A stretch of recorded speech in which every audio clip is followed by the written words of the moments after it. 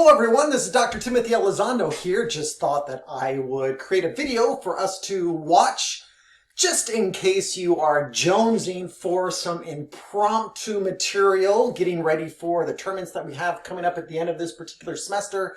And since we did not have an advanced impromptu lab tonight, because we're on spring break, I thought that I would try something a little bit different. I thought that I would create kind of a watch-along as we watch a championship speech from 2015.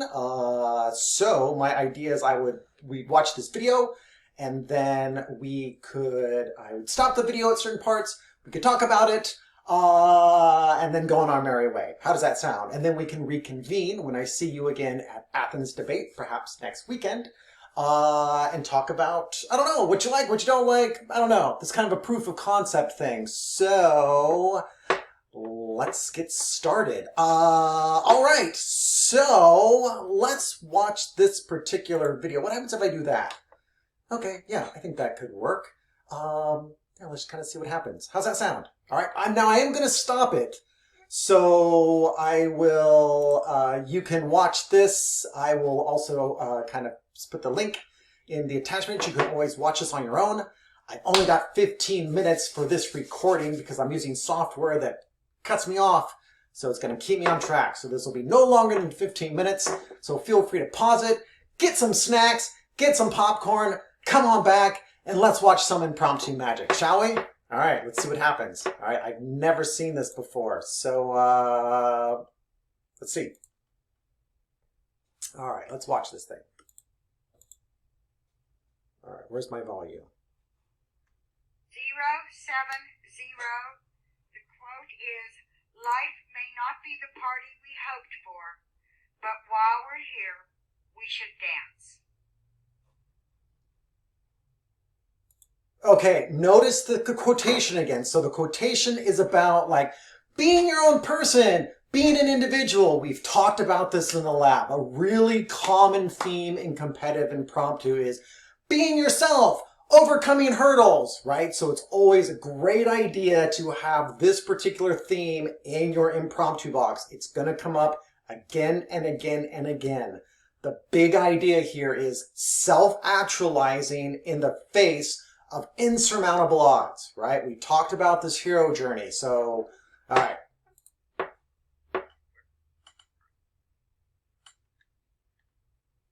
Judges ready? Judges ready? Let me tell you the story of Mr. Carl Frederick. When Carl was a young boy, he ran into a young girl named Ellie. Throughout their life, they fell madly in love, and the young couple had one goal: to move their house to a beautiful canyon in South America known as Paradise Falls. Now, throughout their life, Carl and Ellie saved in a small jar for their trip to Paradise Canyon. But life had a bunch of twists and turns that they weren't ready for. A tree collapsed on their house, and they had to break into their rainy day money in order to fix the roof. One day, Ellie had a miscarriage, and in order to pay for her treatments, they once again had to dip into their savings fund. And so throughout life, they continued to save for this one goal, but it always seemed out of reach. Until finally one day, Carl went to the airport and finally booked those 2 tickets for the elusive trip to Paradise Falls. But unfortunately, that day when he was going to show Ellie what he had finally discovered, she fell sick, and a few days later, she passed away. The story of Carl and Ellie shows that sometimes life doesn't always the party we expected for. But as the story continues, we can see that Carl himself always continued to dance. When we analyze this quotation, we can learn 3 important things about our own lives and the paths that we take. That first, oftentimes, even though we hold idealistic expectations of what life is going to bring us, it doesn't always work out. But second, we can see that the men and women who truly enjoy their lives and are truly successful are the ones who remember that no matter what happens, we must continue to dance. And finally, let's see how we can change our mindset to be a little bit more like Carl and see how he continued to dance in his own life. But first... All right, so there's the introduction, right? Starts out by using the story of Up. Not a personal example, but coming from one of my favorite kind of areas of literature is Pixar films. Love them. And obviously he's swiping from Up, using that as an attention getter. And here's the big story. He did not just make that up on the spot. He's had that canned. That was really nice delivery. Tells the story of up, moves into the quotation, right? I don't think he necessarily repeats a quotation because he's assuming that the audience has already heard the quotation that he's been assigned, and then moves into his preview, right? And in his preview, he doesn't identify the subject matter that he's going to be speaking about, but instead he articulates the argument that is going to be present in his impromptu. First of all, he talks about how life sometimes doesn't match up to our expectations. From there, his second point is saying, hey, but in the light of that, we should dance. And then in the third point, he does something which is a little bit different than what we've talked about Athens, is he offers a solution, right? Using a modified version, perhaps, of kind of a categorical organizational pattern.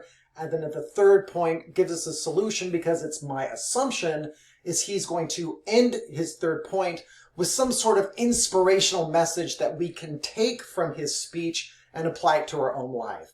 Really nice approach. I think that elevates it above just a speech that says, so my 3 points will be this, this, and this. But instead, he's giving us something that we can take from this speech, learn from it so we can perhaps kind of carry a little bit of wisdom and inspiration.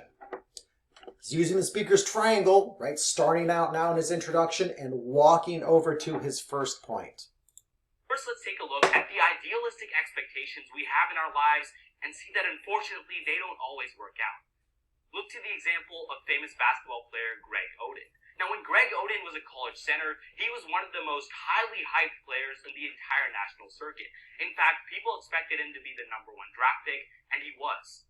Unfortunately, Greg Oden's career has been one marred by injuries, and he was never able to rise to the level that was expected of him. His entire career was derailed by a spin of bad luck.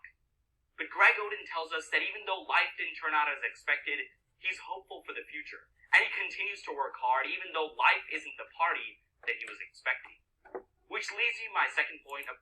All right, so there's his first point, only 40 seconds long, not a very long first point.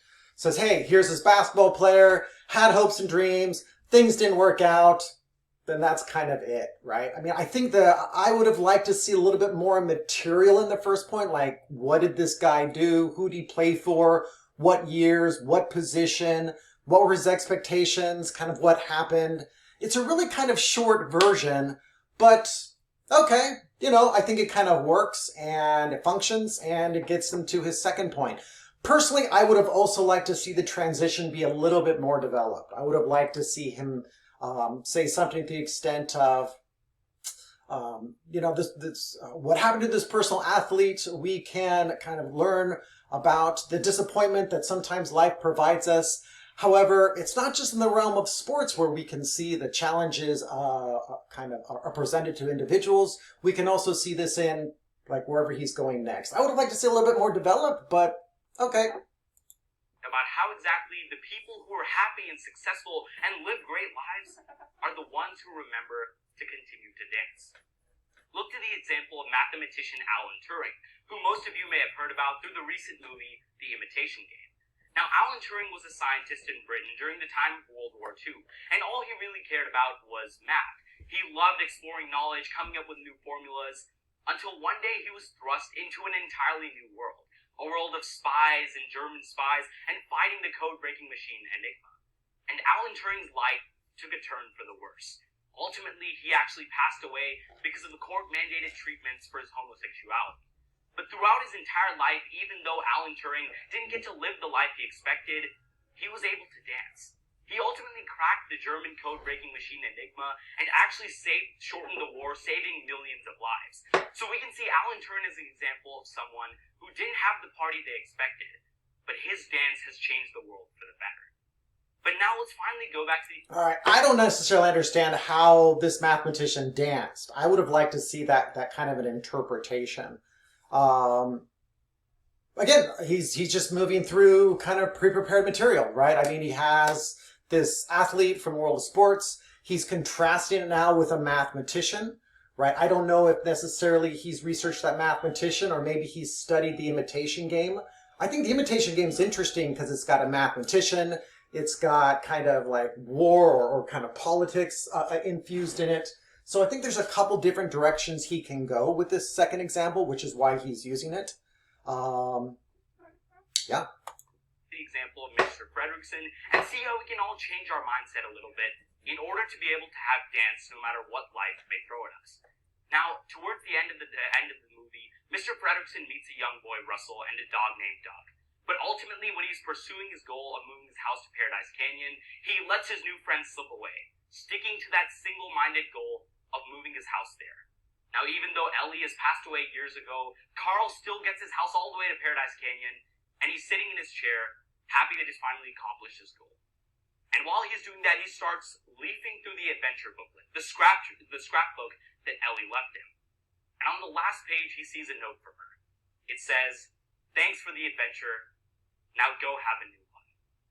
And Carl decides that even though his entire life was fixated on this one party that didn't work out because his wife passed away, he can still be able to dance. And so he makes the decision to let go of that goal, to let go of the past, and go after his new friends. And ultimately, his life takes a turn for the better. So what we can see with the example of Carl is that oftentimes life has different challenges to throw at us, different peaks and valleys that we have to conquer. But that doesn't mean just because things don't turn out how we expected them to, that we can't dance while we're there. We should all try to be more like Mr. Fredrickson, and remember that even though we've had our adventures or our ideas of past adventures, it's never too late to have a new one. So sometimes it's time for us to close the book of life and see that a new adventure might be waiting for us. All right, so it seems like in his third point, he tells the story of Up kind of a little bit more from the perspective of the central character. And notice at the end of his third point now, he's kind of saying what we can learn from it. There's this kind of so what that he's embedded into the bottom of his third point. You know, from a competitive perspective, I don't know if I would have had Up both in the attention getter and the third point. I think that's, I don't know. I think that I would strive to have something a little bit different.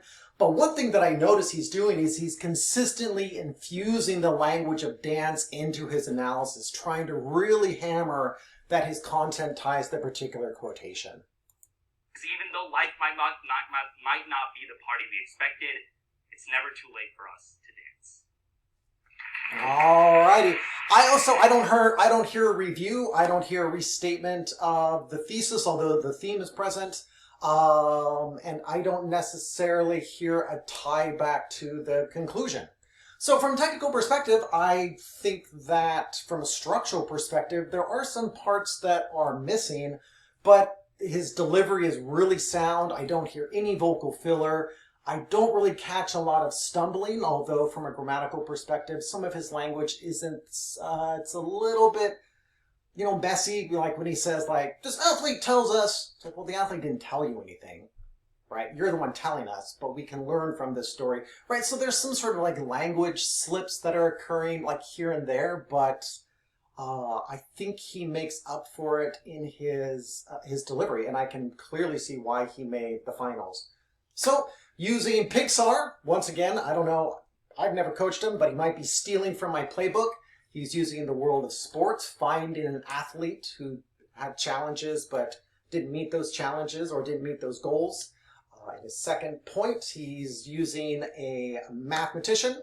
And then his third point, he goes to Pixar, and then we can learn something from it. So, yeah, I mean, I think I would, you know, get a chance, watch this video again, just look at his delivery and count how many gestures he uses. Right? He's not using a lot. He's just using a few. He's got a little palm up thing. He's got a palm down thing. He's got like a slicing thing. Yeah, I mean, pretty solid. Pretty solid. I'm going to give him an A-. So, yeah, I'm going to have a good solid, I don't know, 9.1 out of 10. How's that? All right, well, I am out of time. I hope you found this helpful. If you have any suggestions of what I can add or subtract in the future, let me know, because this is a pilot run. Hope all is well, and I'll talk to you later. All right, bye, everybody. Go Athens!